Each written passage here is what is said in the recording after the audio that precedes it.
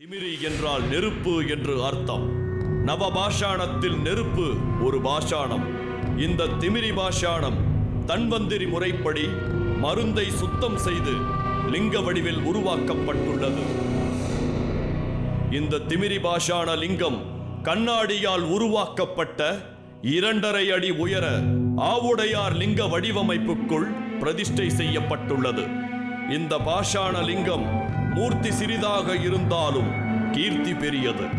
கர்ப்ப கிரகத்தில் தொங்கும் தொட்டி சொட்டு நீர் அமைப்போடு ஒட்டி இருப்பதால் வெட்டவெளி அலையின் சீற்றம் பாதிக்கா வண்ணம் அர்த்த மண்டபத்தில் துவஜஸ்தம்பம் 4 தளத்திற்குள்ளே மையம் நீக்கி பண்டைய நிர்மாணம் சதுர்த்த விசிறி காற்றாடி தொங்கும் மணிகளில் வைக்கப்பட்டு ஆகர்ஷண சக்தியை தனக்குள்ளே இழுத்து அலையின் சீற்றம் கர்ப்ப கிரகத்தில் செல்லா வண்ணம் அமைக்கப்பட்டுள்ளது.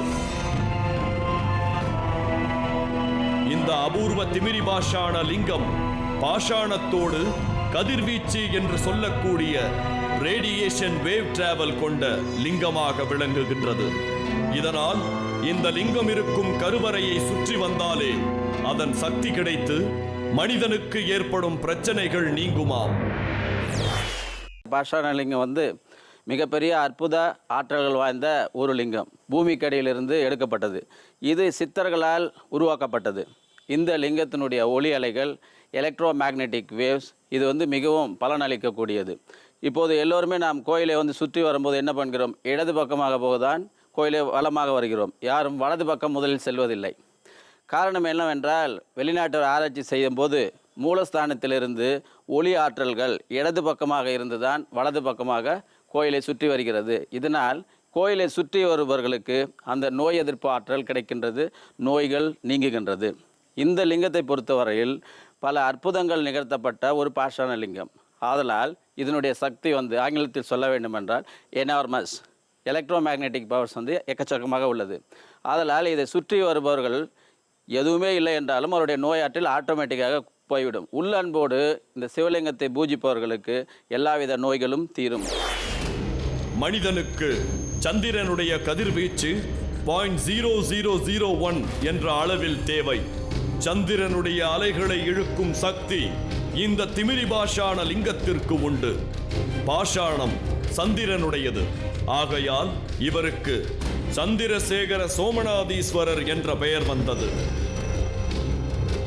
இந்த லிங்கம் தரைமட்டத்தில் இருந்து கர்ப்ப கிரக பன்றிகை கலசம் எவ்வளவு உயரம் இருக்கிறதோ அதே அளவில் ஆரோகண அவரோகண முறைப்படி துவஜஸ்தம்பம் பொருத்தப்பட்டுள்ளது.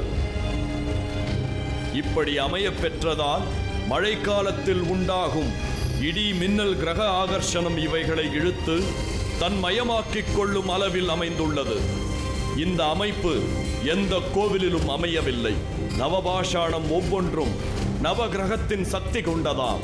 அதனால்தான் இந்த கோயிலில் நவகிரகங்களின் சிலை வைக்கவில்லை என்று கூறுகின்றார் ராதாகிருஷ்ணன். பழனி நவபாஷாண முருகன் சிலைக்கு செய்யப்படும் அபிஷேக நீரை பக்தர்கள் அருந்துவதால் பக்தர்களுக்கு ஏற்படும் பல்வேறு வகையான வியாதிகள் குணமடைவது போன்று இங்குள்ள தீண்டா திருமேனி லிங்கத்திற்கு செய்யப்படும் அபிஷேக நீரை பக்தர்கள் வாங்கி அருந்தி பல்வேறு வியாதிகளிலிருந்து குணமடைவதாக பக்தர்கள் கூறுகின்றனர். எப்பொழுதிலிருந்து இந்த லிங்கத்திற்கு இத்தகைய சக்தி கிடைத்திருக்கிறது என்பதை தொடர்ந்து நிகழ்ச்சியில் பார்க்கலாம்.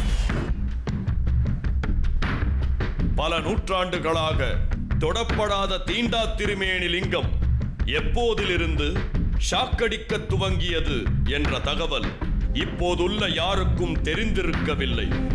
லிங்கம் பிரதிஷ்டை செய்யும் போதே அதற்கு ஷாக்கடிக்கும் சக்தி இருந்திருப்பது கடினமே. ஏதோ ஒரு காலகட்டத்தில் ஏதோ சில காரணங்களால் லிங்கத்திற்கு ஷாக்கடிக்கும் சக்தி கிடைக்கப் பெற்று அன்றிலிருந்து இந்த லிங்கத்தை தொடுவதை அர்ச்சகர்கள் தவிர்த்து வந்திருக்கிறார்கள். ஏன், எப்போது, எப்படி என்ற கேள்விகளை கடந்து தீண்டா திருமேனி லிங்கத்தின் சக்தியை யாரும் சோதித்து பார்க்கவோ சந்தேகிக்கவோ இல்லை. ஆராய்ச்சிகளுக்கு அப்பாற்பட்ட வினோதமாக இனி வரும் காலங்களிலும் தீண்டா திருமேனி ஈஸ்வரர் பக்தர்களுக்கு அருள் பாலிப்பார்.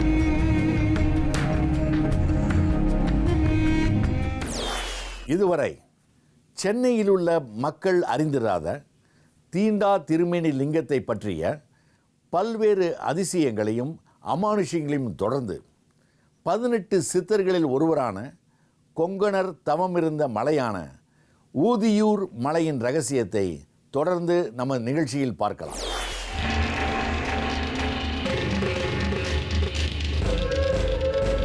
சுய நினைவை இழக்கச் செய்யும் அமானுஷ்ய மூலிகை, மனநோய்களை குணமாக்கும் சந்திரகாந்த பாறை, கொங்கண சித்தர் வாழ்ந்த மலைப்பகுதியின் அமானுஷ்யங்களும் ஆச்சரியங்களும்.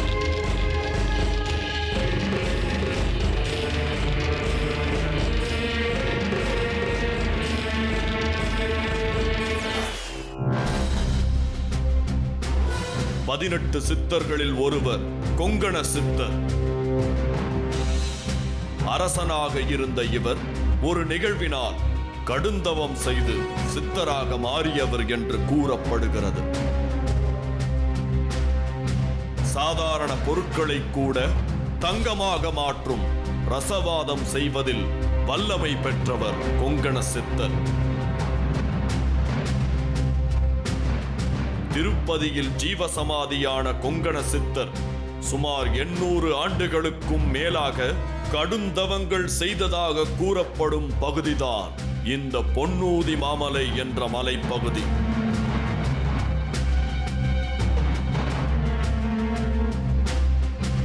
கோவை பகுதியில் உள்ள ஊதியூர் அருகேதான் இந்த பொன்னூதி மாமலை இருக்கிறது. கொங்கணர் தவமிருந்த குகை, மனநோய்களை தீர்த்து வைக்கும் சந்திரகாந்தக்கல், சுனையில் பாலாக இருக்கும் தண்ணி, சுயநினைவை மறக்கச் செய்யும் அபூர்வ மூலிகை என்று பல ரகசியங்களும் ஆச்சரியங்களும் புதைந்து கிடக்கும் ஆன்மீக பகுதியாக மக்களால் கொண்டாடப்படுகிறது இந்த மலைப்பகுதி.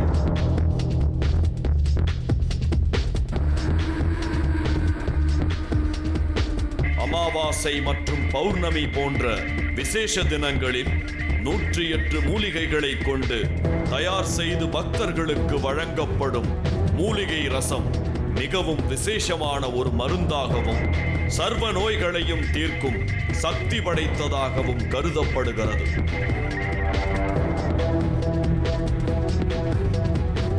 சதுரகிரி மலை சிவனுக்கு உரியது என்றும் இந்த பொன்னூதி மாமலை சக்தியின் அம்சம் என்றும் நம்பப்படுகிறது.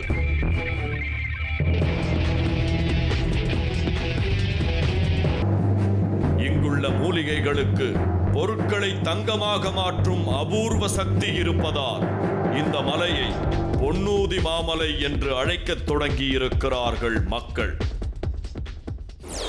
மலையிலேயே நிறைய பொன் தயாரிக்கக்கூடிய அளவுக்கு மூலிகைகள் இருந்திருக்குது. முன்னாடி சித்தர்கள் வாழ்ந்த காலத்தில் சித்தர்கள் இங்கே வந்து, அதாவது கொங்கண சித்தர்கள் வந்து இருந்து பல நூறாண்டு காலத்துக்கு பக்கமாக இருந்து தவம் பண்ணி பல மூலிகைகளை வச்சு அதுகளை வச்சு ரசம் பண்ணி ரசத்திலிருந்து வடிவமைக்கிட்டு தங்கமாக உருவாக்கப்பட்டதாக ஐதீகம் சொல்கிறாங்க. அதில் தான் பொன்னூதி மலை மாமலை என்ற பேரே உருவானது காரணம். முதல்ல மலை இருந்தது, பொன்னூதி மாமலை என்ற நிலை உருவான காரணம் வந்து அந்த மூலிகைகளை வச்சு தயார் பண்ணி அதில் வந்து இதை பண்ணி தங்க உருவாக்கக்கூடிய அளவுக்கு பண்ணிக்கிறாங்க சித்தர்கள். அரிய வகை மூலிகை எப்படின்னா மதி மயக்கும் மூலிகை அப்படிங்கிறது வந்து ஒரு அதிசயத்தக்க மூலிகை இங்கே இருக்குங்க.